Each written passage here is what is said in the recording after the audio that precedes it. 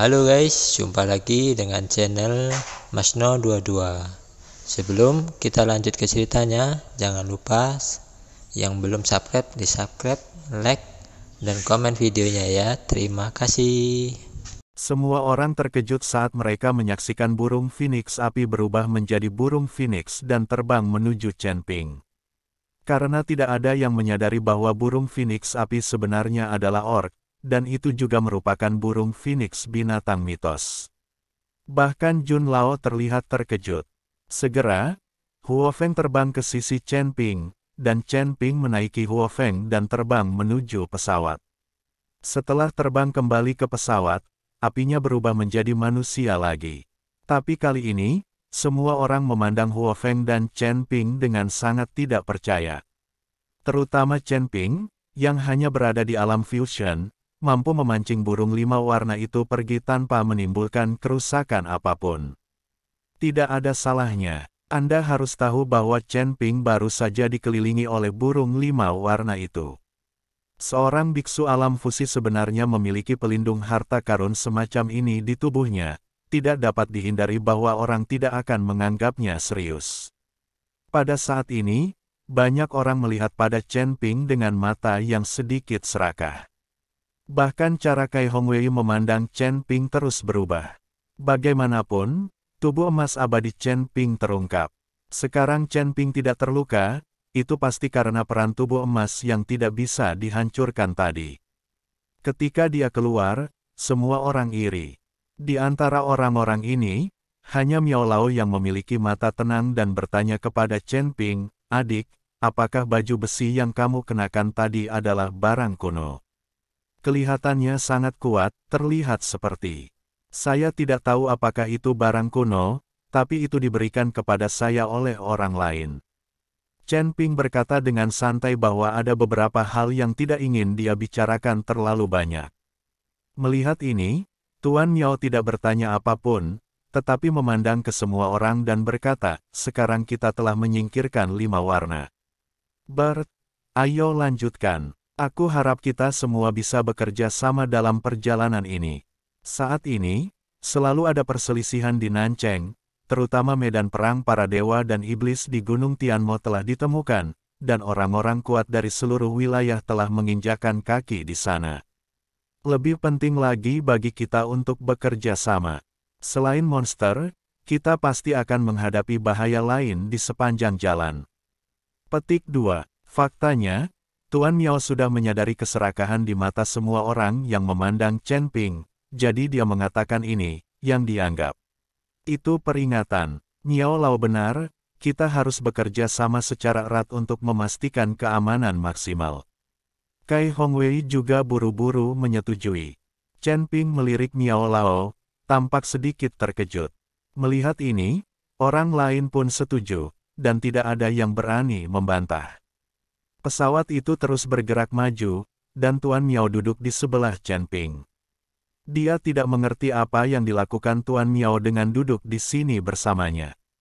"Adik, tidak peduli harta apapun yang kamu miliki, cobalah untuk menunjukkannya sesedikit mungkin di depan orang lain. Hati terpisah dari perut, mungkin harta di tubuhmu akan membawa petaka bagi dirimu sendiri." Petik 2. Tuan Miao berbisik kepada Chen Ping. Ketika Chen Ping mendengar ini, dia berkata dengan sedikit rasa terima kasih, "Terima kasih, Tuan Miao, karena telah mengingatkan saya. Saya akan memperhatikannya." Melihat Tuan Miao adalah orang baik, Chen Ping mengingatkannya lagi, "Tuan Miao, tubuhmu." Sebelum Chen Ping menyelesaikan kata-katanya, Miao Lao melambaikan tangannya dan menyela, "Tubuh seperti apa yang saya miliki?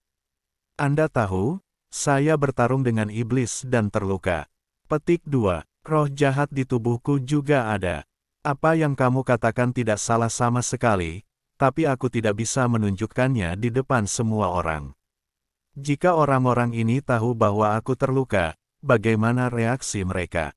Mereka masih memilikinya. Akankah mereka begitu menghormati saya? Bahkan seluruh tim akan bubar karena mereka semua menganggap saya sebagai tulang punggung mereka. Petik 2. Tuan Miao sebenarnya tahu segalanya, tapi dia harus bertahan. Maka kamu akan mati jika melakukan ini. Chen Ping memandang Tuan Miao dengan bingung. Sejujurnya, kali ini saya pergi ke wilayah selatan bukan untuk mencari harta karun apapun, tetapi untuk menemukan sejenis rumput matahari petir untuk mengusir roh jahat di tubuh saya. Saya telah mencari banyak apoteker, dan bahkan meminta ahli pengobatan untuk memeriksanya, tetapi mereka semua tidak berdaya, jadi saya mengambil risiko pergi ke Nancheng untuk mencobanya. Tuan Miao berkata dengan tulus. Miao Lao, kamu telah terluka, dan roh jahat telah menyebar ke seluruh tubuhmu. Jika kamu terus seperti ini, kamu tidak akan dapat mempertahankan tubuhmu. Diperkirakan tidak akan lama lagi meridianmu akan hilang, terputus dan kamu mati, kata Chen Ping. Benarkah? Tuan Miao mengerutkan kening, tetapi saya tidak merasakan apapun saat ini. Awalnya Chen Ping mengatakan bahwa orang Miao tidak mempercayainya sama sekali. Meskipun Chen Ping benar, dia memiliki roh jahat di dalam tubuhnya. Namun, akan menjadi lelucon jika mengatakan bahwa meridiannya terputus dalam waktu 1 jam, karena Tuan Miao merasa bahwa dia dalam keadaan sehat. Semua yang saya katakan adalah benar. Jika Anda belum meminum ramuan apoteker Chen pada saat itu, Anda masih dapat menekannya untuk sementara, tetapi sulit untuk menekannya sekarang. Satu-satunya cara adalah dengan menyedot roh jahat dari tubuh. Wajah Chen Ping serius, dan dia tidak terlihat berbohong sama sekali. Pada saat ini, Tuan Miao mulai panik, dan dia mengerutkan alisnya erat-erat dan berkata, apakah ini hidup? Sepertinya Tuhan akan membunuhku. Aku berharap adik laki-lakiku bisa menjaga cucuku setelah aku mati. Meskipun dia bertindak agresif, dia tidak punya niat untuk menyakiti orang lain. Tuan Miao sebenarnya mempercayakan cucunya kepada Chen Ping untuk merawatnya. Anda harus tahu bahwa dia dan Chen Ping baru saja bertemu.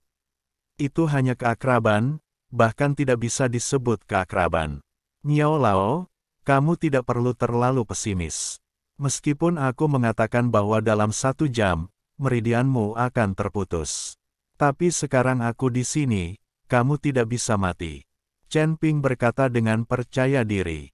Tuan Miao tertegun dan menatap Chen Ping dengan kaget, apakah Anda benar-benar seorang apoteker dan bisakah Anda benar-benar menyingkirkan roh jahat di tubuh saya?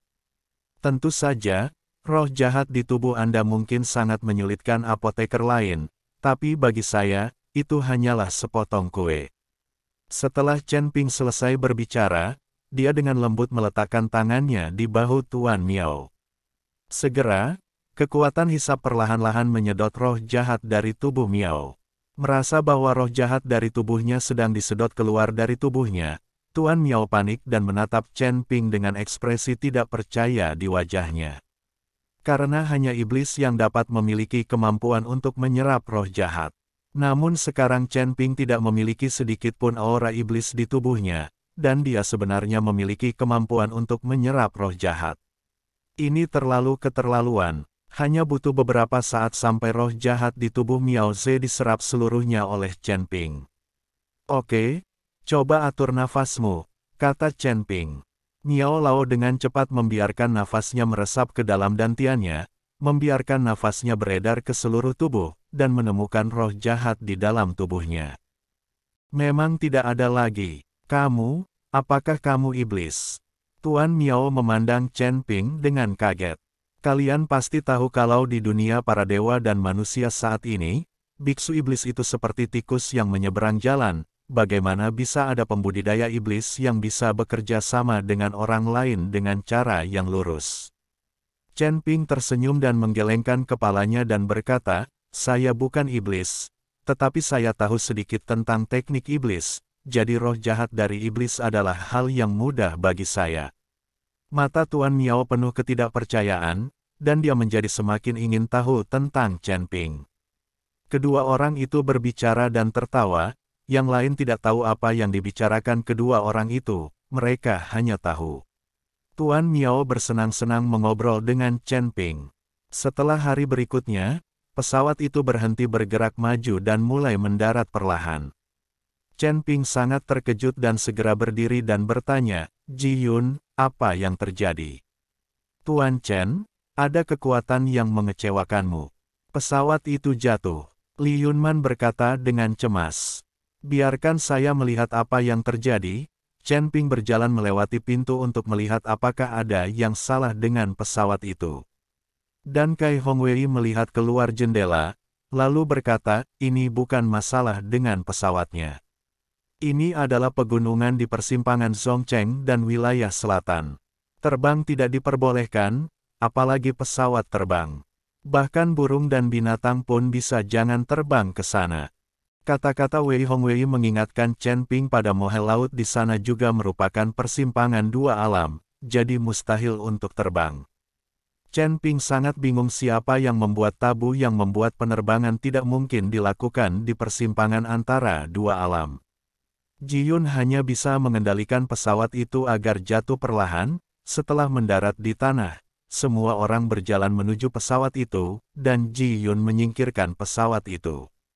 Setelah Chen Ping berjalan menuju pesawat tersebut, dia menemukan bahwa tanahnya ditutupi dengan tanah berwarna coklat kemerahan, bahkan di pegunungan. Batu tersebut juga memiliki penampakan berwarna coklat kemerahan, seolah-olah telah berlumuran darah dan kemudian terlapuk oleh angin dan hujan selama bertahun-tahun. Warnanya berubah menjadi seperti itu. Namun ketika orang lain melihat pemandangan ini, ekspresi mereka tidak berubah sama sekali, terlihat jelas bahwa mereka sudah lama terbiasa. Sudah terbiasa dengan itu. Semuanya, setelah berjalan melewati pegunungan Qilian, kita akan mencapai perbatasan Nancheng. Kita semua harus berhati-hati. Tidak hanya ada berbagai jenis monster di pegunungan Qilian, tapi ada juga orang yang menyergap berbagai tim menuju Nancheng. Kita harus sangat energi. Kai Hongwei berkata dengan lantang kepada semua orang. Semua orang mengangguk, karena mereka memilih pergi ke wilayah selatan dari sini. Tentu saja mereka tahu bahayanya di sini. Jika tidak, langsung pergi ke kota Zuhuang untuk membuat susunan teleportasi. Setelah Xiahou mengucapkan beberapa patah kata, semua orang mulai berjalan menuju pegunungan Qilian, sementara Chen Ping melihat aliran yang terus-menerus di depannya. Pegunungan tak berujung terletak di antara langit dan bumi, seolah menghubungkan langit dan bumi.